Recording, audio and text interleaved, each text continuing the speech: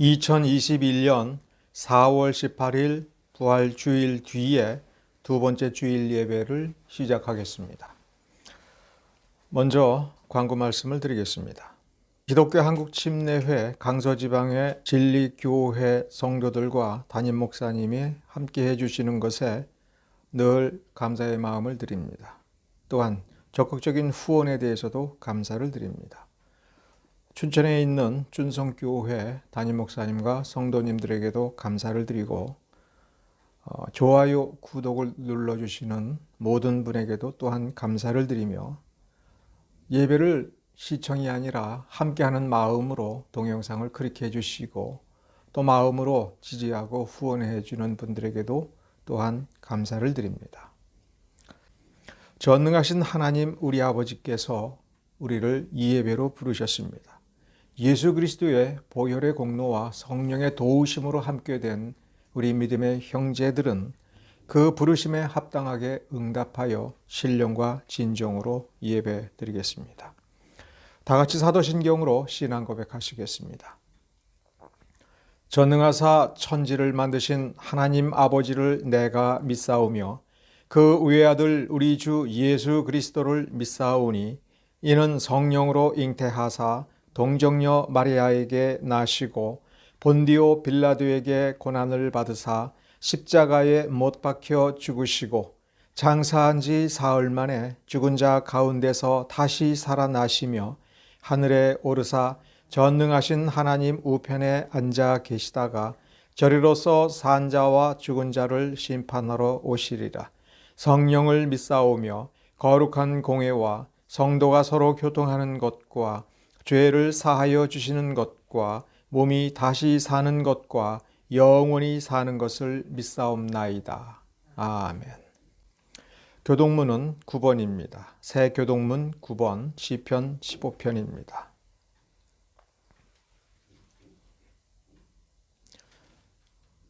여호와여, 주의 장막에 머무를 자 누구오며 주의 성산에 사는 자 누구오니이까? 정직하게 행하며 공의를 실천하며 그의 마음에 진실을 말하며 그의 혀로 남을 허물하지 아니하고 그의 이웃에게 악을 행하지 아니하며 그의 이웃을 비방하지 아니하며 그의 눈은 망령된 자를 멸시하며 여호와를 두려워하는 자들을 존대하며 그의 마음에 서원한 것은 해로울지라도 변하지 아니하며 이자를 받으려고 돈을 꾸어주지 아니하며 뇌물을 받고 무죄한 자를 해하지 아니하는 자이니이다. 이런 일을 행하는 자는 영원히 흔들리지 아니하리이다. 아멘.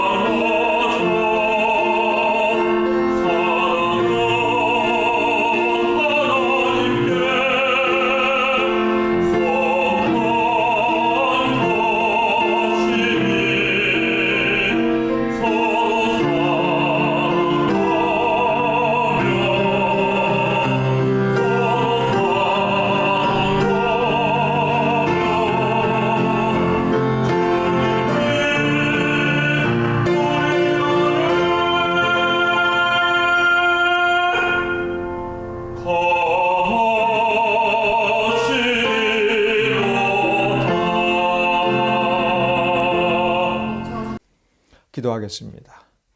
사랑과 은혜가 많으신 하나님 아버지 감사드립니다. 우리는 세상 속에서 세상과 하나 되어 어둠 속을 방황하던 죄인이었습니다.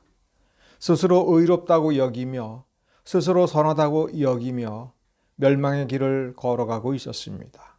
언제 죽어도 언제 벌을 받아도 조금도 이상하지 않은 괴악한 삶을 선하다 여기고 쫓아가던 그런 존재였습니다. 그러나 예수 그리스도께서 십자가에 못 박혀 죽으심으로 우리의 죄를 사하여 주시고 부활의 그 새 생명을 우리에게 주심으로 우리는 빛을 온전히 바라볼 수 있는 눈을 뜨게 되었고 빛으로 나와서 하나님의 자녀로서 살아가고 있습니다. 날마다 주를 앙망하는 것은 주님께로부터 우리에게 더 큰 은혜가 내리어서 그 은혜로 말미암아 복된 삶, 지혜로운 삶, 광명의 삶을 누리어 하나님 아버지의 자녀다운 그 모습을 온전히 이루고자 하는 하나님 아버지의 소망이 우리의 소망이 되었기 때문에 그러합니다. 이렇게 주님의 말씀을 의지하고 예수 그리스도의 보혈의 공로가 깃들어져 있는 그 이름을 부르며 하나님께 예배 드리는 것은 이 예배 의식이 중요하기 때문이 아니라 하나로 묶어주신 하나님의 사랑과 하나님께서 우리를 향하신 그 역사하심이 너무나도 놀랍고 너무나도 고귀하기 때문에 우리의 전 인격을 들여서 하나님 나라를 향한 삶을 살아가고 하나님을 경외하고 섬기고 높이는 예배를 드리고자 하는 그 소원 때문입니다. 이 시간 우리와 함께하여 주시옵소서.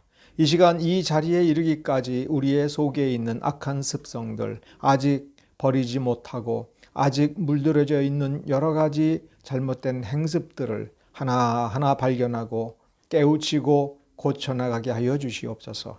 우리를 온전케 이루시는 하나님의 보혈의 능력을 우리가 날마다 경험하며 세상을 이기며 살아가게 하여 주시옵소서. 우리는 그 능력을 사모합니다. 예수 그리스도로 말미암아 예수 그리스도의 장성한 분량에 이르기까지 그리스도의 몸된 우리 자신이 성숙하여 하나님을 기쁘게 해드리는 그 능력을 사모하고 그 결실을 사모하고 그 영광을 사모합니다. 이 시간 말씀 가운데서 성령의 역사로 더불어 그 밝은 길을 발견하고 그 밝은 길을 향하여 힘차게 기운을 내서 발걸음을 내디디며 하나님 앞에 다가가는 그 참된 예배가 되게 하여 주시옵소서. 우리의 연약함대로 우리의 결단대로 나아가는 것이 아니라 연약함 속에 살아있는 주님의 그 능력, 예수 그리스도를 믿음으로 말미암아 우리에게 다가오는 그 능력이 우리를 그렇게 만들어 주실 줄을 믿고 감사드리며 우리 주 예수 그리스도의 이름으로 기도드렸습니다. 이 시간 본문은 마가복음 7장 17절서부터 23절입니다.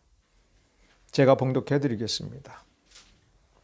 무리를 떠나 집으로 들어가시니 제자들이 그 비유를 묻자온데 예수께서 이르시되 너희도 이렇게 깨달음이 없느냐?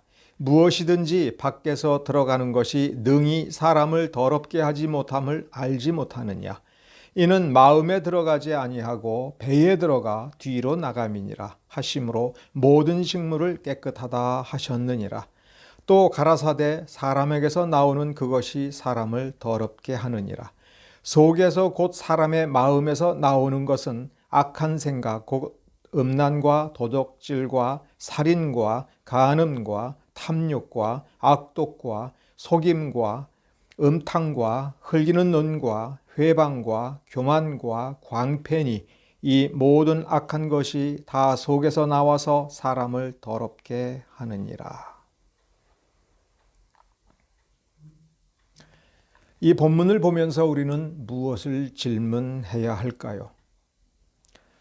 우리는 먼저 본문에서 예수님께서 하신 말씀 가운데 정말 중요한 것이 무엇인가라고 하는 것을 생각해 보아야 될 것입니다. 오늘 우리의 제목은 정결, 성결입니다.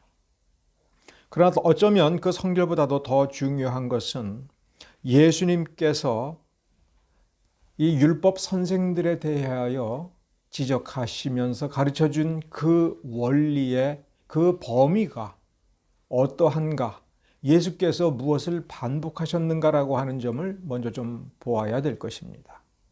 오늘 우리가 토막을 내서 본 이 본문은 제자들이 예수님과 조용히 따로 있는 시간에 바로 앞에서 우리 주님께서 말씀하신 그 비유가 무슨 뜻인가 라고 하는 것을 물어본 장면입니다. 그러자 예수님께서는 사실은 좀 깜짝 놀란 듯이, 아니 너희들 도대체 어떻게, 너희도 아직도 깨달음이 없느냐, 이렇게 말씀하신 것입니다. 마가복음 7장 1절서부터 이 본문까지를 이어서 보면 예수님께서는 3번 말씀하신 셈입니다. 똑같은 원리를 3번 말씀하셨고 그 장황한 그 문맥을 압축을 하되 좀 길게 썼습니다. 마가복음은 전체적으로 보면 매우 단순하게 쓰고자 했습니다마는 그 의도에 비교해 보면 마가복음 7장은 한 가지 중요한 원리를 3번 반복해서 우리에게 가르쳐 준 셈입니다. 그 첫 번째로는 바리새인과 서기관들이, 아니 어떻게 예수와 그 제자들은 음식을 먹을 때 손을 씻지 않고 먹느냐. 그러자 예수님께서는 거기에 대해서 반박하셨습니다. 그리고는 이 바리새인과 서기관들, 아니 바리새인과 율법사들에게 반박을 하시면서 명확하게 그 원리를 제시해 준 것에서 멈추지 아니하고 무리를 다시 불러, 14절에 무리를 다시 불러 말씀하셨습니다. 그러면서 너희는 다 내 말을 듣고 깨달아야 된다, 이렇게 지적을 하셨습니다. 그리고 제자들이 예수님께 다시 물었을 때 다시 또 설명을 하셨으니 이 본문에 있는 한 가지 중요한 원리는 3번 반복된 셈입니다. 오늘 본문에는 그 3번 반복된 원리의 핵심이 드러나고 있습니다. 원리는 이것입니다. 사람이 바깥에서 먹고 마심으로써 자기 속에, 사람 속에 음식물을 집어넣었을 때 이 음식물은 그것이 깨끗하든 더럽든 사람의 마음에까지 닿는 것이 아니고 사람이 무엇을 먹느냐라고 하는 그 음식에 의하여 마음이 깨끗해지거나 더러워지거나 하는 것이 아니라 하는 것입니다. 사람이 어떻게 행실을 하든지 그 행실에 의하여 그 마음의 실체가 바뀌는 것이 아니다라고 하는 원리인 것입니다. 사람의 행실에 의해서 마음이 바뀌는 것이 아니라 마음에 의하여 그 행실을 통해서 마음이 원하는 것을 이루기 때문에 그 마음이 깨끗한 사람이 깨끗한 행실을 하는 것이고 마음이 선한 사람이 선한 행실을 하는 것이고 마음이 더러운 사람이 선한 행실을 하더라도 그 행실은 더럽다라고 하는 것입니다. 바리새인들은 그것을 깨닫지 못했습니다. 유대인들은 바리새인들이 잘못 가르치고 있다라고 하는 것을 깨닫지 못했습니다. 예수님께서는 그것이 안타까웠습니다. 왜 그러느냐 하면 이 정결케 하는 원리는 하나님께서 처음부터 창세기 1장부터 계시로 주셨고 가르치셨고 반복해서 교훈을 주셨고 벌을 내리심으로 깨우쳐 주신 것입니다. 많은 선지자들이 와서 그것을 가르친 것입니다. 그 역사를 돌이켜보면 충분히 바보라도 깨달을 수 있는데 그들은 깨닫지 못한 것입니다. 바리새인들은 성경에 관한 많은 지식을 자랑하고 있습니다. 사람들을 가르칩니다.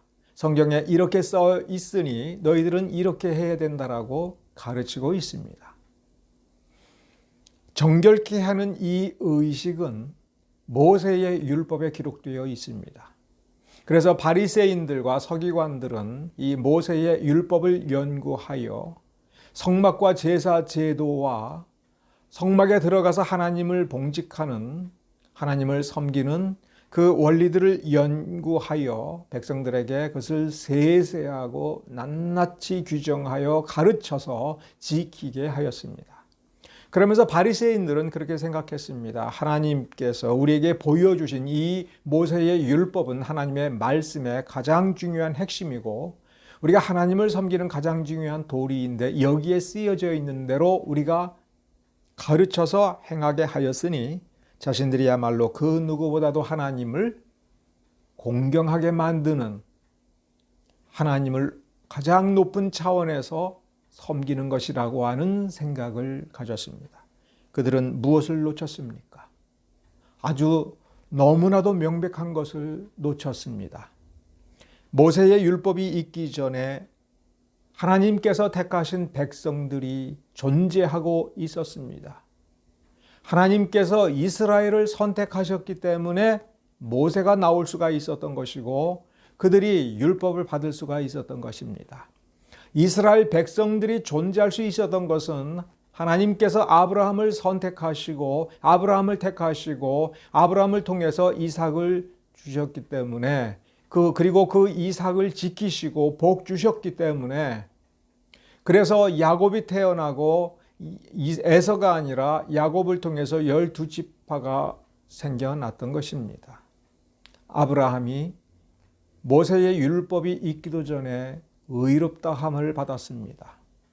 모세의 율법의 계명들이 낱낱이 연구되고 바리새인들에 의해서 가르쳐지기 전에 이삭은 축복을 받았고 야곱은 그 행실이 복받을 만하지 못하였으나 그 믿음으로 말미암아 하나님께서 아브라함에게 약속하시고 이삭에게 약속하시고 아브라함과 이삭의 핏줄을 통해서 이루시겠다라고 하는 그 비전을 위하여 야곱을 세우셨고 요셉을 지키셨습니다.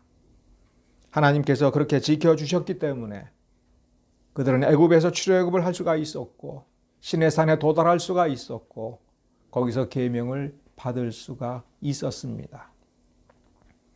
그 역사를 통해서 살펴보면 하나님께서는 단순하게 문자 그대로의 글귀를 지키는 사람이 아니라 하나님의 마음을 먼저 알고 하나님께서 합당하게 받으실 만한 예배가 무엇인가라고 하는 것을 아브라함의 삶에서, 심지어 노아의 삶에서, 심지어 아벨의 제사에서 발견하고 깨달았어야 하는 것입니다. 그것은 성경에 명백하게 기록되어 있는 사실들입니다. 눈을 들어서 그 글을 읽으면서 깊이 묵상하면 하나님께서 구하고 또 원하시는 것이 자비함이며 용서이며 사랑이라고 하는 것을 발견할 수가 있었던 것입니다. 예수님께서는 언약으로 약속한 그 구원을 이루기 위하여 우리에게 사람으로 오시고 예언하신 그대로 성취하기 위하여 십자가에 달려 돌아가시고 또한 부활하셨습니다. 우리는 그 예수님의 마음을 생각해 보아야 됩니다. 예수를 내어주신 하나님의 마음을 생각해 보아야 됩니다. 하나님께서는 세상을 사랑하셨습니다. 그래서 예수를 보내시고 십자가에 달려 죽게끔 하셨습니다.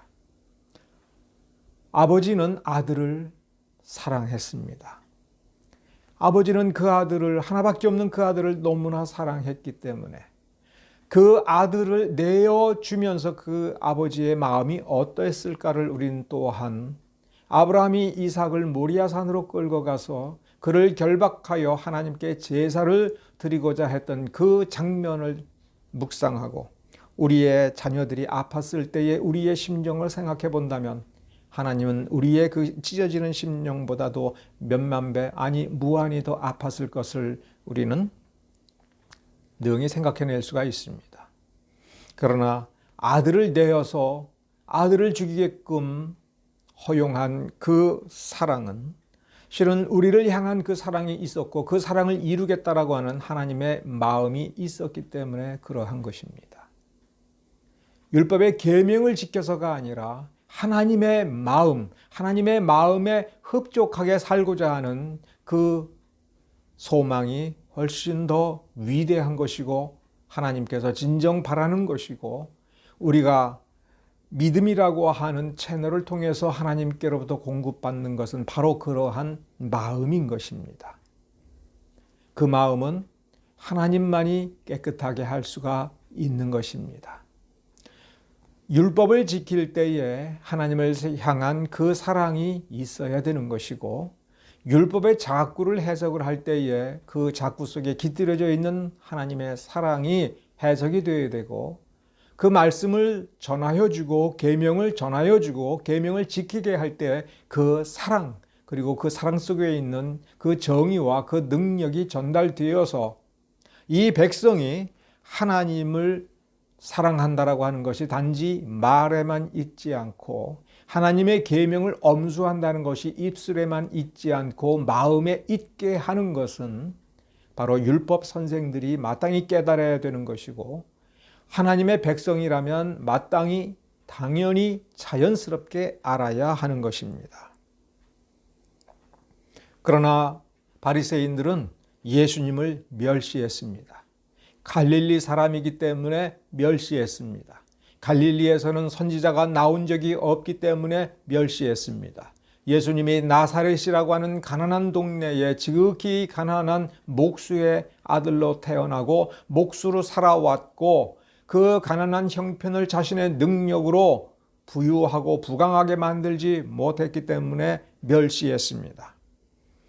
예수님께서는 이 땅에 오시어서 그 손에서 행하는 기적이라든가 그 능력, 그것을 보여주는 것이 목적이 아니라 그 마음에 가득한 하나님의 사랑을 이루기 위하여 이 세상에 오셨던 것입니다.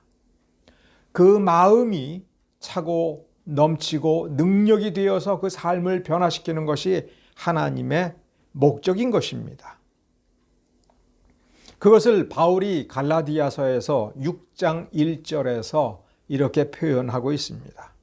형제들아, 사람이 만일 무슨 범죄한 일이 드러나거든 신령한 너희는, 여기서 신령한이라고 하는 형용사의 사전적 정의가 무엇이냐라고 하는 것을 우리는 깊이 따져봐야 의미가 없습니다. 본문이 어떻게 말하고 있고 본문이 무엇을 말하고 있는지 너무나도 명백하기 때문에 그렇습니다.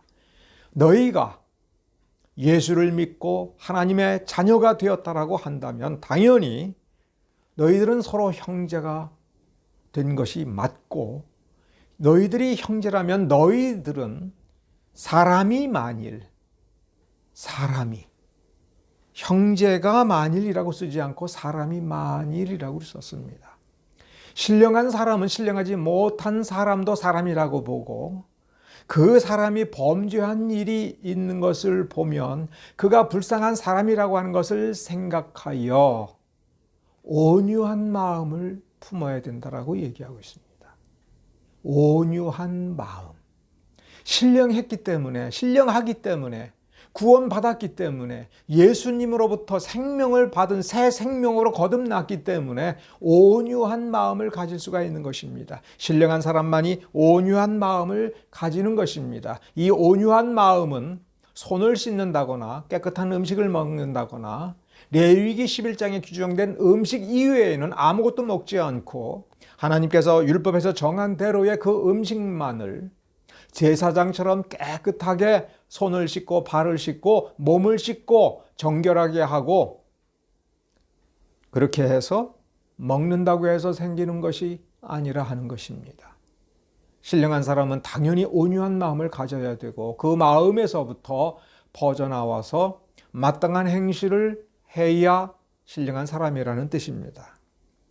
그는 먼저 범죄한 사람의 그 잘못을 바로잡아 주어야 되고, 바로잡아 주면서 자기 자신을 반성하여 더욱 하나님을 경외하는 사람의 삶을 이어가야 되는 것입니다.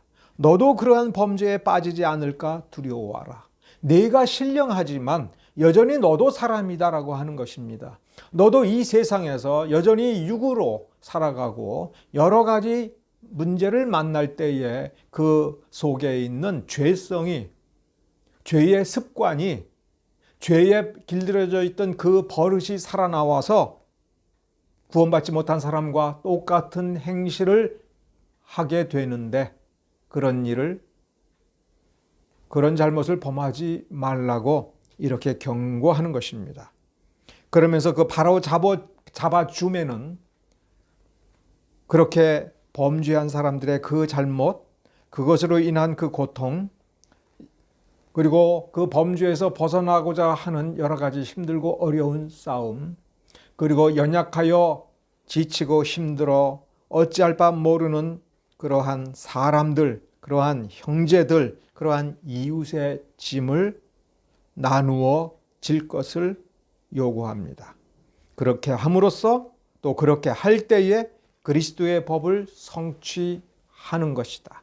그렇게 하여 그리스도의 법을 성취하라라고 바울은 이야기하고 있습니다. 마가복음 7장에서 바리새인들이 잘못 알고 있고 율법을 잘못 가르쳐서 오직 그릇을 깨끗하게 하고 손발을 깨끗이 하고 그래서 정결한 음식만을 먹음으로써 그들이 정결한 사람이 되는 것이 아니다라고 하는 그 교훈은 바울이 우리에게 전해주는 갈라디아서 6장 1절서부터 5절의 내용에서 그대로 이어지고 더 충분하게 설명이 되고 있습니다. 오늘 우리는 날마다 마음을 살펴보아야 될 것입니다. 갈라디아서 6장 1절서부터 5절에서 우리에게 가르치는 것을 한 단어로 말한다면 사랑입니다. 이것이 하나님께서 우리를 사랑하신 그 사랑의 원리이며 사랑을 실현하는 방법인 것입니다.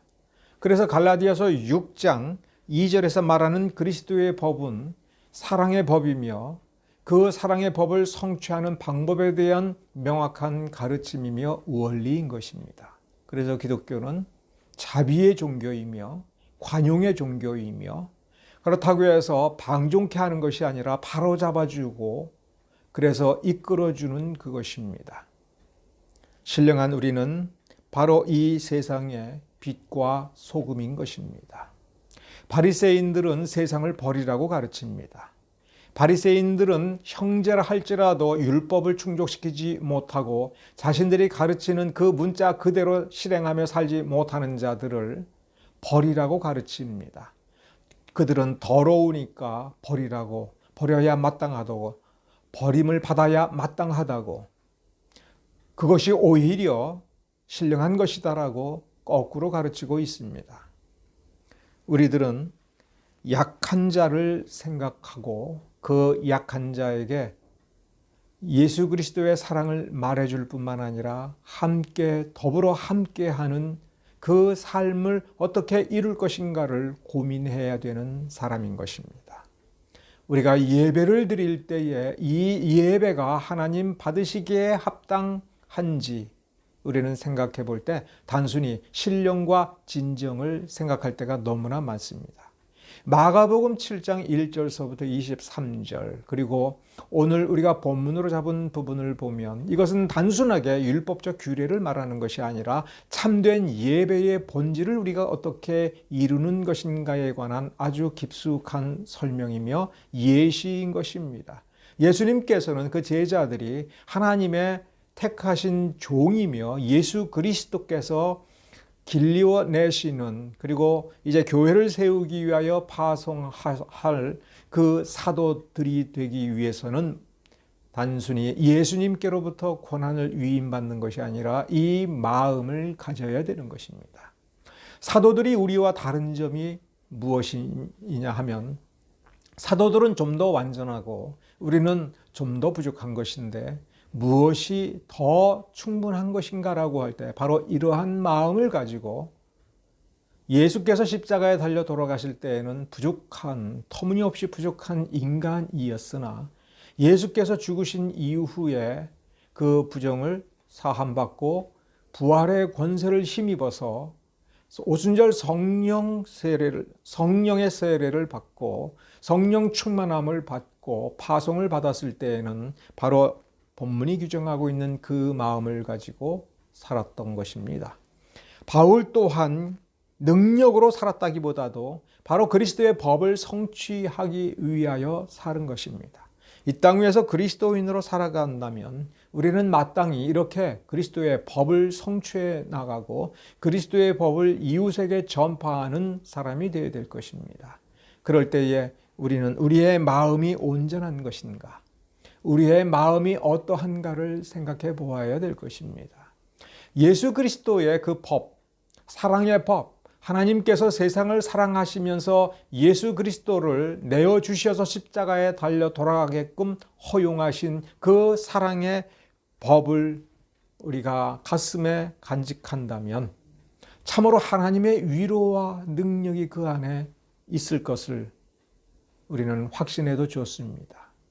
우리를 향하여 마리아야, 베드로야, 도마야 손을 내밀어 내 옆구리에 상처에 손을 대보고 너는 의심하는 자가 아니라 믿는 자라가 되라라고 하는 그 위로의 본질 속에는 이 마음을 가지라라고 하는 것이 있습니다.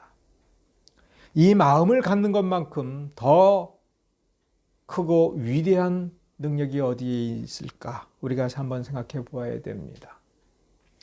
우리가 어떻게 살아가느냐라고 하는 것을 율법의 계명에 맞춘다거나 인간이 가지고 있는 윤리적 기준에 맞추어서 우리는 몇 점짜리인가라고 하는 것을 생각한다는 것은 어떤 점에서 의미가 없습니다.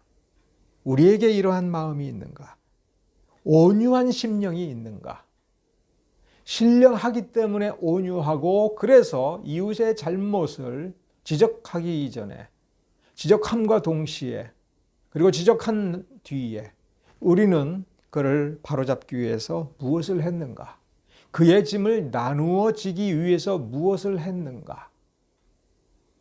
그리하여 서로와의 관계성 속에서 하나님께서 얼마나 기뻐하실까를 생각해 본다면 우리는 냉정하게 말한다면 어쩌면은 주님께서 우리를 찾아오셔서 위로의 말씀, 권능의 말씀, 그리고 권능을 부어주는 그 어떤 것도 심지어 성령을 부어준다라고 하는 그것도 별다른 어떤 조건으로서 우리에게 필요 없을 것입니다. 왜냐하면 그리스도의 법을 예수 그리스도의 이름으로 믿고 그 그리스도의 법을 성취해 나가는 그 속에는 이미 예수 그리스도의 생명이 있고 예수 그리스도께서 함께 해주시고 하나님의 능력이 부어지고 또 계속해서 부어질 것이며 우리가 구하지 아니해도 충만해질 것이기 때문에 그러한 것입니다. 우리의 마음을 지켜야 됩니다.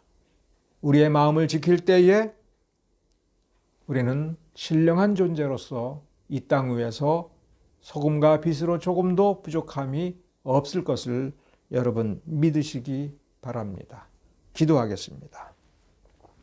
사랑과 은혜가 많으신 주님, 하나님을 사랑하는 마음, 사람을 사랑하는 하나님의 그 마음으로 우리가 짐을 서로 나누어 지고 있는지, 정말 진심으로 저 고통받는 사람들과 함께 하는지, 우리의 삶이 어느 길로 가고 있는지, 우리가 가는 길 좌우에 쓰러져 있고 고통스러워하는 이들의 그 고통과 아픔에 대해서, 그 상처에 대해서 우리는 어떠한 마음을 가지고 어떻게 손을 내밀어야 되는지, 우리는 어떻게 했는지를 반성해야 될 것입니다.